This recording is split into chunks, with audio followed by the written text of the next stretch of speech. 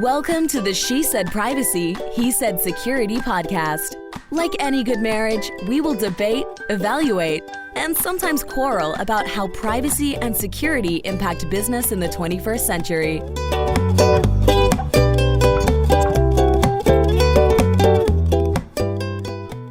Hi, Jody Daniels here. I'm the founder and CEO of Clover Advisors, a certified women's privacy consultancy. I'm a privacy consultant and certified informational privacy professional, providing practical privacy advice to overwhelmed companies. Hello, Justin Daniels here. I am passionate about helping companies solve complex cyber and privacy challenges during the life cycle of their business. I am the cyber quarterback, helping clients design and implement cyber plans, as well as help them manage and recover from data breaches. And this episode is brought to you by... Terrible symbol. Clover Advisors. We help companies comply with data privacy laws and establish customer trust so that they can grow and nurture integrity. We work with companies in a variety of fields, including technology, e-commerce, professional services, and digital media. In short, we use data privacy to transform the way companies do business. Together, we're creating a future where there is greater trust between companies and consumers. To learn more and to check out our new best-selling book, Data Reimagined, Building Trust One Bite at a Time, visit redcloveradvisors.com. Very smirky today. I am. I think, isn't our book on sale right now? I have not checked the latest sale price. Okay. But it's on sale at Amazon all the time. Okay. You could always go to Amazon and grab a copy. Because I had someone who wanted to buy a copy yesterday, and I think it was on sale. I am not sure. Amazon does things that I don't understand. Yes, well, you are. But Amazon will be delivering something today, just like every other day. I know, but you're a damsel who's constantly in distress over corporate privacy, data collection practices, and policies. That was a lot of fancy words right there. I know. Well, I've used it in our presentations. All right, let's get on with today's awesome guest. It's going to be so much fun. So today we have Phil Rubin, who is recognized as a global leader in the loyalty industry with a 30-plus year record of driving growth for companies ranging from global enterprise and Fortune 500 leaders to emerging growth and startups. Prior to Gray Space Matters, he founded Our Dialogue, which was acquired by Bond in 2020. Ooh, sounds very James Bond-like. They probably get that all the time. You're right. That probably wasn't a very good pun. Well, Phil, after that hilarity, welcome to our show. We're very pleased to have you. Well, thank you very much. It is pleasing to be had. No, I'm thrilled to be here with you guys. A remarkably cute couple, but I think more importantly, I love the sort of the intersection and the Venn diagram between each of your professional passions. Our kids do too. They really love hearing about privacy and security all day long. So, Phil, we always ask people how they got to where they are today. If you can share a little bit about your journey to loyalty and what you're up to these days. I don't know, it's probably not an uncommon story in terms of how I got here, but I was in the right place at the right time in that I was finishing my MBA, which I went back to get to because for some reason I thought I wanted to be an investment banker, which still sounds fun. But I was flying to Chicago, where my family is originally from, and my grandparents would pick me up if I flew into Midway Airport. And I flew Midway Airlines, which was the first airline that started after deregulation, flying up to Chicago to interview at Leo Burnett, which was the best ad agency in the world at that time. And so I flew into Midway because they would pick me up. They didn't want to schlep out to O'Hare. And I fell in love with the airline, and I managed to convince them to hire me in their marketing group in a newly created role heading up frequent flyer marketing. And this was 1989, literally the first decade of modern loyalty programs, and less than a decade after American Airlines launched Advantage. And it was this amazing time to be part of this high growth entrepreneurial airline and help drive the business and learn what to do with the frequent flyer program. And loved it, loved the industry, loved what we could do. And I was fortunate enough to, I am fortunate enough to still sort of be in and around that world a long Now, time the big after. question is, do you still have a lot of American Airlines points living in a city that is all things Delta? No, but I go back and forth to New York and DC a lot. So I do sometimes fly American and have status on American, but no, most of my millions of miles are Sky Miles. And I was fortunate enough in 1995 to be part of the team that launched Sky Miles when I worked for a company called the LASIK Group. And so we did a lot of really cool things with Delta. And I think they're still probably the best airline and actually probably one of the best loyalty companies in the world. It is really amazing how loyal it is. I mean, there are other airlines that fly in and out of Atlanta. There are some choices depending on where you go, but it's truly amazing how they've connected so many different beyond just flying, right? You can take your car, you can take hotel points, the credit card, and how people, it's just very, very fascinating. I'm excited to dive on in. Yes, I much prefer to take Delta than Southwest. We're incredibly loyal people. We have, we're very American Express friendly. That is our first choice. We're always Delta friendly. I'm really interested to hear more from Phil's perspective as we get into it about the psychology behind it, how this evolved. Now we have the data privacy. So we have a lot to unpack here today. So Phil, we're going to dive in. And the first question is, what are the common types of data loyalty programs, or I'm sorry, the common types of data loyalty programs collect that people may not be thinking about? So why did God create loyalty programs, right? It was really like loyalty programs were created because the airlines wanted to track customers, which is the foundational reason, or what should be the foundational reason, to collect data on customers, to create insights, to do what Nike calls know to serve, which is use the data to deliver a better experience for that customer. Now, over 30 plus years, 40 years since the first frequent flyer program was created, that is often perverted in a lot of industries, which I know you get, which creates a lot of opportunity probably for both of you in your other careers. But it starts with zero-party data, right? You have to enroll, and that there's an implicit and an explicit proposition or sort of quid pro quo between the customer and the brand, or the frequent flyer program, or the loyalty program, or what the membership program, or whatever you want to call it. There's an implicit and explicit trust in terms of there should be right communication in terms of what data is collected, how it's used. That's obviously evolved over time. But we in our work have always tended to think about it in terms of zero-party data and first-party data, which are now sort of common ways to describe it. Zero-party data is what I share with the brand, and the first-party data being what other data that they get from tracking me, from paying attention to me, which is transactional. So it's purchase data, it's shopper data. So it might be things that I looked at but didn't actually buy. It's engagement data. Am I opening emails? Am I responding to campaigns of various types? Am I doing different things to engage with the brand? Now, not everybody captures all this data, and certainly the overwhelming majority don't do a great job of using all this data. You mentioned Delta and American Express. That's a great strategic partnership, and you could do a whole show just on that partnership.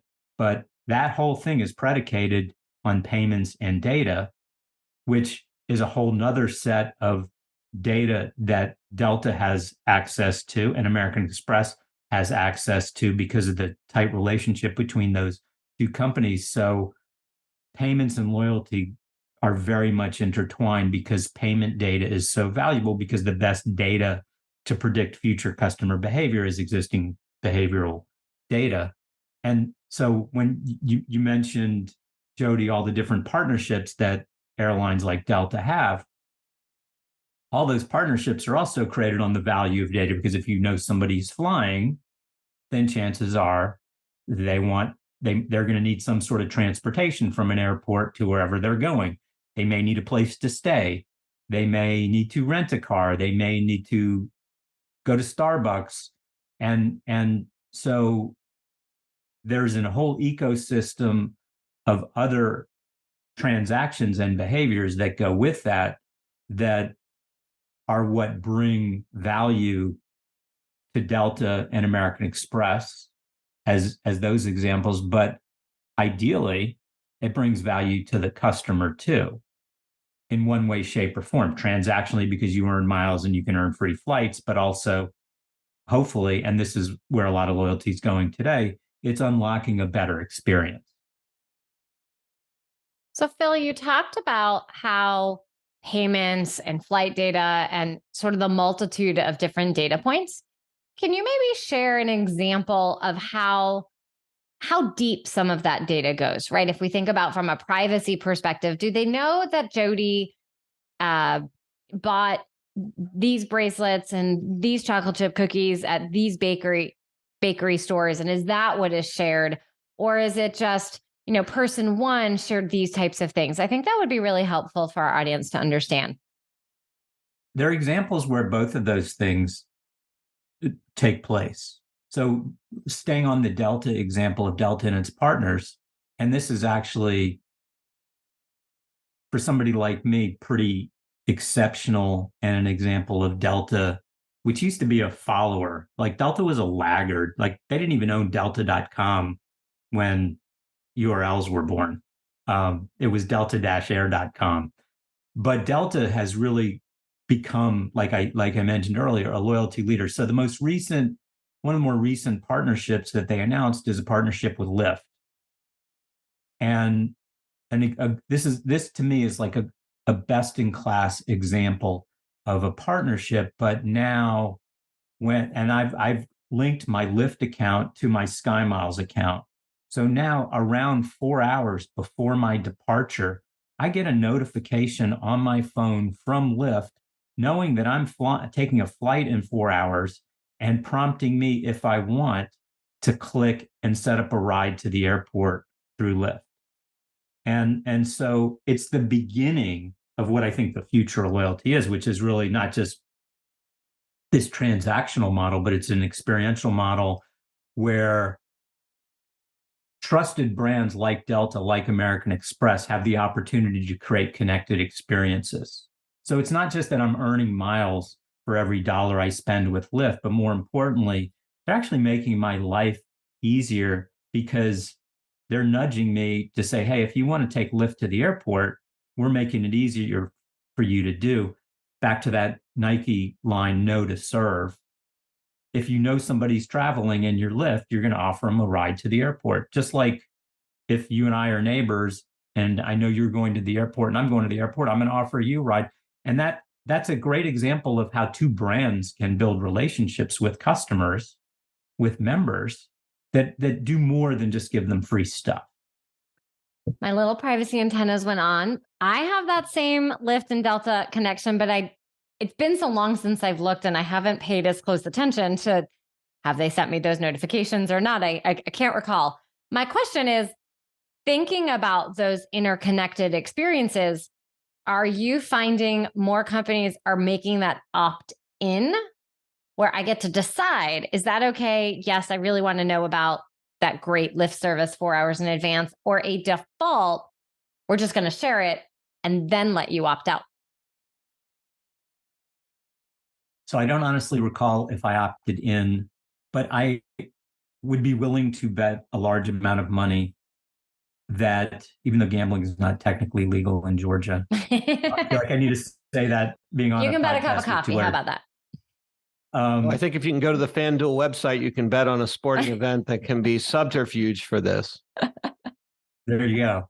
Now I lost my train of thought. So I'm sure when I linked the accounts, there was language that said they have permission to do that. But I also recognize and I think we all sort of suffer from this.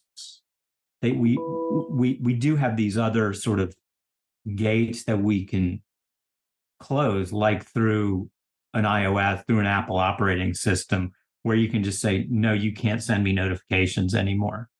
But to me, this is an example where I'm loyal to Delta. I trust Delta, and Delta and American Express are two companies and two brands where, number one, the customer is really important at a business strategy level, at a corporate strategy level, not just from a marketing standpoint.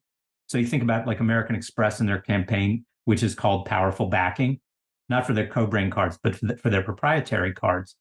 That says they have your back as a card member, which is another way of manifesting that they're loyal to their card members. Delta, if you listen to Ed Bastian talk in the pre-flight video, or you listen to Ed Bastian talk, places like CES where they announced free Wi-Fi, which is a whole nother. That's a data collection and privacy thing, right? We should talk about that. Those brands have a level of trust so that the card members, the SkyMiles members, in the case of Delta, are, from a loyalty psychology standpoint, going to be more likely to trust those brands and trust those brands with their data, because they're actually doing things that unlocks value for you, the member. Whether it's free Wi-Fi, or for some of us, it's convenient to be able to say, yeah, I want a Lyft to pick me up 2 hours before my flight. And ultimately, I'd love to be able to program that if I always want to take Lyft to the airport. You enjoyed your free Wi-Fi? I did enjoy my free Wi-Fi. I'm just trying to think about, because when I signed up for it, they just said, hey, we want your SkyMiles number, and Delta's already got that. They know it's connected with me. And so to Phil's point, I had no problem giving that to them. I guess where I have a challenge with sometimes the SkyMiles programs is when you want that free flight that is so incentivizing to use the program, now you're seeing it such that getting that flight or the miles required to earn it have gone up, and the times you can use the flight have become more limiting. And then lastly, the lines for getting in to Sky Club have become longer. So I guess like everything else, your loyalty plan has to evolve as what your members want changes. And then I guess, Phil, I hadn't thought about it, but yeah, I trust those brands more to collect my data, and I'm kind of assuming they're securing it well. I kind of have to make that leap of faith. So you mentioned a couple things. One is the reality that never in the history of the world has any loyalty currency, frequent flyer mile, or any other type of point, or whatever it's called, actually gone up in value. They've always been, over time, deflated in value. And we've seen so much demand, pent-up demand, and just ongoing sustained demand for travel. Then it's shifted so much from business to leisure travel that it becomes a problem, and Delta becomes a victim of its own success, especially in Atlanta, where, especially given the operational problems with Southwest, among other problems with Southwest, including the fact that fares are, you're basically paying the same price to fly Southwest as Delta most of the time. And people pay for a better experience. And you're going to get a way better experience on Delta, including free Wi-Fi. And so what part of the opportunity for a company like Delta, just from a marketing standpoint, is, okay, it's harder to get into the Sky Club, which is a real problem. It's hard to get into American Express and touring lounges too. And they're they've raised the thresholds for elite qualification, and they yield manage the redemption of SkyMiles for flights based on the price of those flights. What Delta's always done is they and this is also why they're really good at what they do from a loyalty standpoint. If you're a low yield or a highly elastic leisure traveler, you're never going to be a high value customer for Delta. They built their whole business around operating it for high yield premium passengers, which is why they're partnered with American Express and not Visa or MasterCard, which is why they are typically a price leader. They're not the ones instigating fare sales. And in return, they're doing things like offering free Wi-Fi, because that's increasingly an expectation that we all have as travelers. If we want to stay connected and productive, or we just want to be entertained, we want to have internet access. And I mean, we were talking about American earlier, not to diss American, but I flew American a couple weeks ago and I paid for the Wi-Fi, and it was like dial up, circa 1990, whatever. Like literally it was impossible. Like it just didn't work. And so the contrast between that, I mean, aside from the fact that that whole aircraft on American needed to be refurbished, like the whole Delta experience, including the seat and the internet access, was far superior. So if you're in the right segment of the traveling population, Delta's going to love you because you're going to be willing to pay more for their better experience. And then in turn, they're going to give you a better experience and have your back and be loyal. And it's why, same thing with American Express, not to make this a Delta American Express love fest, but people pay more for an American Express card. And if you look at the math in terms of membership rewards points and what those turn into, it's not as rich as a program like with Chase Sapphire or Capital One. And they're doing that because of their brand. And they're also doing that because American Express is always going to have the back of the card member. Those are the exact reasons why I have an American Express card and not a Chase Sapphire card. All those exact reasons. With all this data, though, that we're talking about and how they can connect Justin's SkyMiles number to the Wi-Fi and all his travels back and forth to ski areas. If he lived in California as opposed to Georgia, where there are no privacy laws, in California, we have CCPA, right? The California Consumer Privacy Act. And that has some really interesting provisions around loyalty.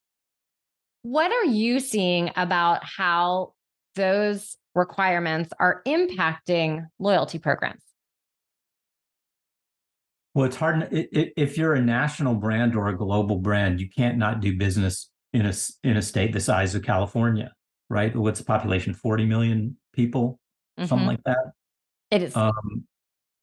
And likewise, I think with GDPR, if you're a global brand, you can't not do business outside the US on the continent of Europe without being GDPR compliant. So it sets, even though we don't have privacy laws in Georgia, I'm so tempted to make comments about other laws in Georgia that we do have, but I'll not do that. You basically you can't be a legit brand. Even like a local brand like Sid Mashburn has to be mindful of that because they run an online business and they do business in California, right? So it sets a higher bar for privacy and empowering or protecting the consumer, because until more recently, and you guys know this better than I do, there was less sophistication and less awareness of how many bad actors there are in terms of misappropriating customer data, in terms of selling it without permission, in terms of losing it without permission. Not that anybody's going to give you permission to lose their data, but looking at the value of the data and putting the right kinds of fences around it. But also, I think importantly, what California has always done is they've been very kind of pro-loyalty because of the level of transparency that can be provided, and because it at least ensures there's some minimum threshold for value consideration back to the consumer in exchange for the data. And that's ultimately what the trade, what the foundational transaction between a customer and a brand is relative to loyalty. It's, as the customer, I'm willing to share my data with you because I expect and trust, and in California, you legally have to do that, create value for me in exchange for my data, and you have to be more transparent about it, and you have to give me access to cancel it, to remove it, delete it, if I so choose. And it's not, I don't think it's fair. I don't think there are a lot of companies that wake up, where people wake up in the morning and go, how can I screw my customers and misuse their data? I think part of it is there's a lack of education, which I'm sure you see in your work. And the other big challenge is there's a lot of legacy systems that make it really hard to identify where all the data is, much less ensure that it's properly secured, and that if somebody is malicious, there are sort of the appropriate warnings, defenses, guardrails to protect that.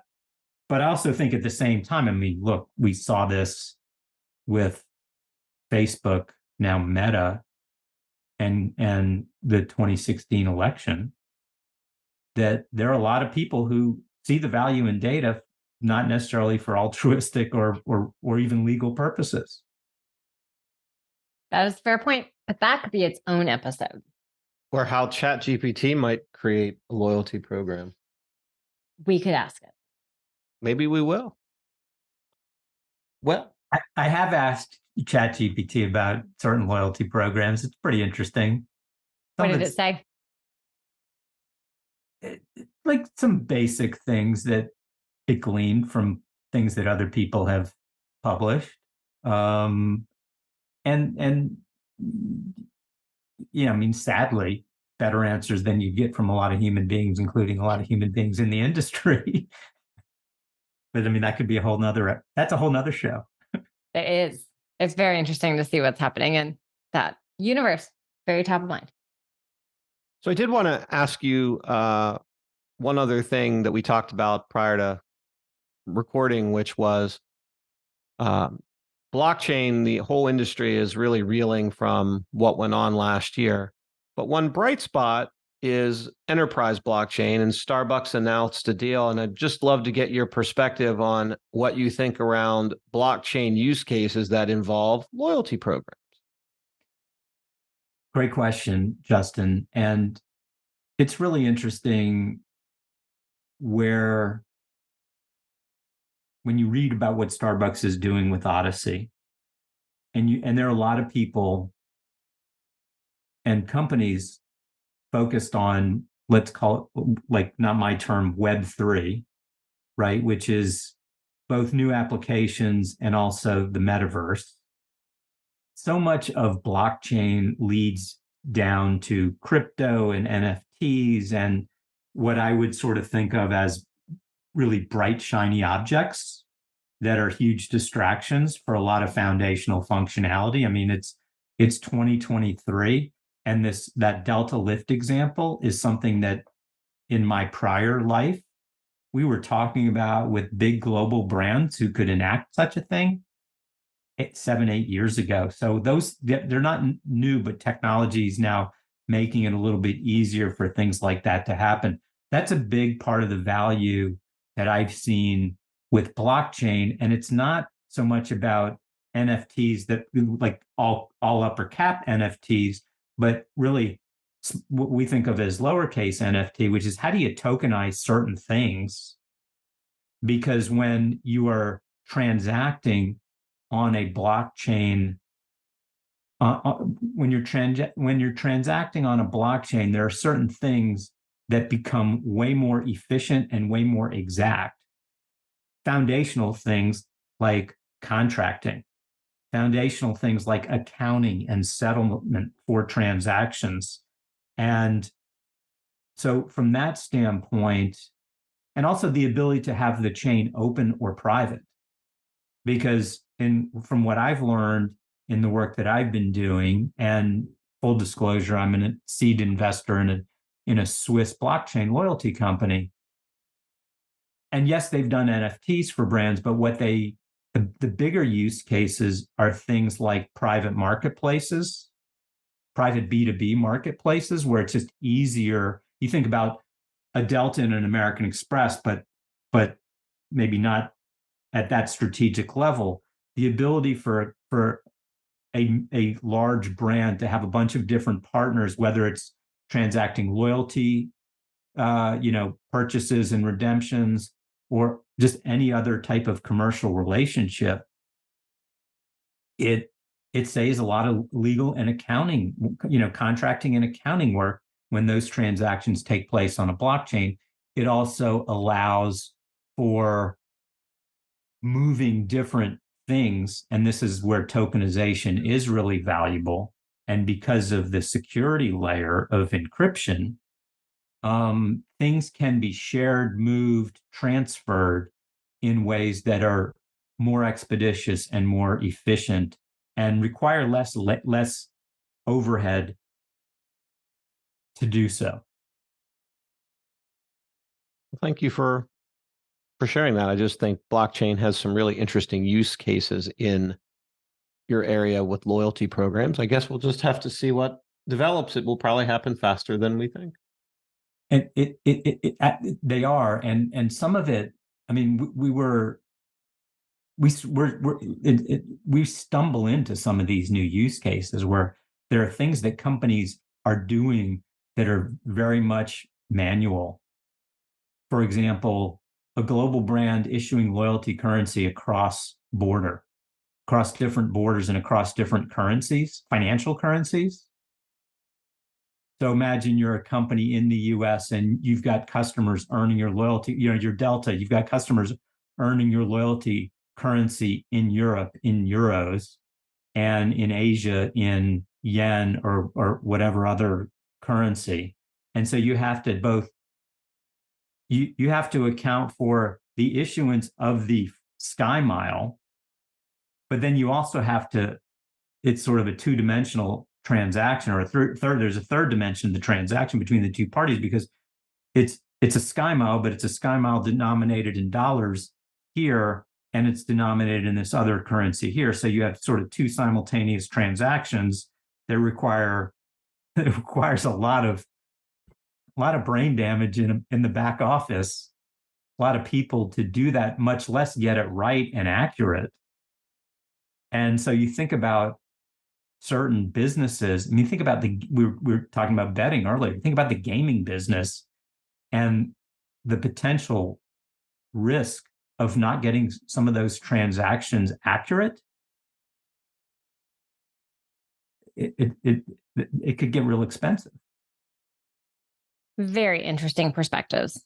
I had not appreciated the currency conversion piece. That's fascinating to me. Now, when you know so much about data and how companies use it, we always like to ask people, what is their best privacy tip that you could offer? So I think of the old Reagan line when they were doing, I think it was the START treaty with Russia, trust but verify. I think you have to flip that today, and it has to be more like verify then trust. Because how many times do we, and it's data, loyalty, privacy nerds like ourselves, or like myself, I'll often put bad data out just to see what brands do with it and to see where it ends up.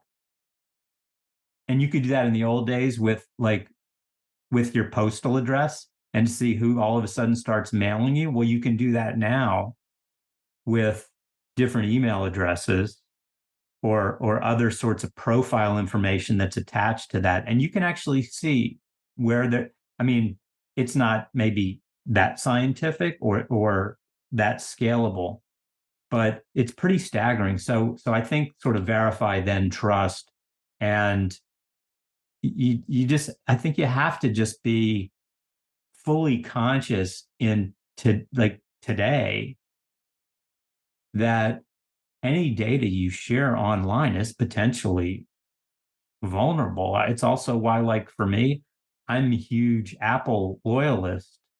Another great example of a brand that we all pay a premium to do business with, but they've been at the forefront in that category, especially relative to Meta, relative to Google, at least from my perspective, of being more aligned with the customer or the user, as technology people like to say, and empowering people to do things through browser settings, through email settings, and through other hardware and software settings to maybe not eliminate, but to reduce and better manage your own data yield and what data is shared and who's able to collect it, and also to be able to a little bit more easily block, essentially cancel brands or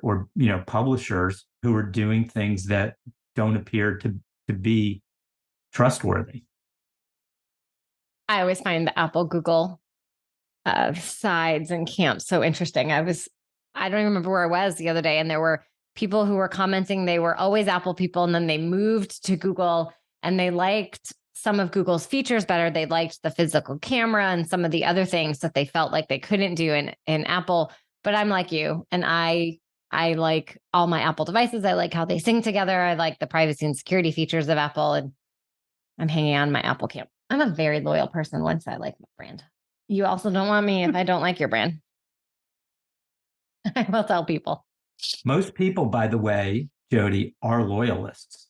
We did research back at our dialogue, and like real quant research, 83% of people that we surveyed describe themselves as loyalists.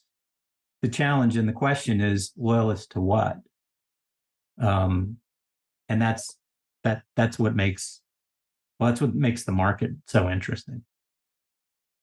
So when you aren't advising or talking all things loyalty, what do you like to do for fun? Oh, geez. Well, I could start the answer to that with the fact that I was lucky enough to grow up in New Orleans. So, that on its own means I love music. I love most art forms, including eating and drinking. But that also is what led me to a number of years ago start being a pretty avid runner. So I still run probably 30 miles a week. I cycle when I'm feeling too old to run. And I'm really fortunate I love photography. I love sports and entertainment, travel, obviously, having started work in the travel industry. That was sort of the dream job, to be able to get on a plane anytime and go somewhere. And I the other thing that I spend a lot more time on today, helping people, especially helping younger people figure things out in terms of areas that they're interested in. And I think the last thing is like trying to be mindful of what's happening around us in the world, and both in terms of like volunteering and supporting different organizations, call them social not social in the like Mardi Gras social clubs, but organizations that are trying to affect policy change to make our world at least a marginally, if not significantly better place. So there are a lot of things that are fun to do besides loyalty, but they all relate. They can all be tied back to loyalty. Any good data strategist would be able to do that. Absolutely. Do you continue to celebrate Mardi Gras? I do. In fact, we had a king. My sister-in-law was lovely enough to send us a king cake from New Orleans the other day. I will not be at Mardi Gras this year, but I have gone back. Our oldest daughter got married during Mardi Gras last year, and I've ridden in one of the big parades a few years ago, and it's a lot of fun. So it is Mardi Gras season. So it is Mardi Gras season. Where can people connect with you if they'd like to learn more? So my website is grayspacematters.com. Preferred spelling is Grey, but I think if you spell gray the other way, you end up in the same place. And I'm usually Phil_Rubin, like on Twitter, and I'm on Post News now. One of the few people on Post News, just to see where Twitter's going, and see an alternative universe to that. And of course on LinkedIn. Wonderful. Well, Phil, thank you so much for sharing such fascinating information. And we'll have to see where loyalty and data and privacy all continue to go. I expect I will see you guys at Hartsfield Airport in a Sky Club at some point soon. Only if we can get in. Apparently there's a long line. or in the line. Thank you very much. It's really fun to talk with you guys today, and love what you're doing. Thank you.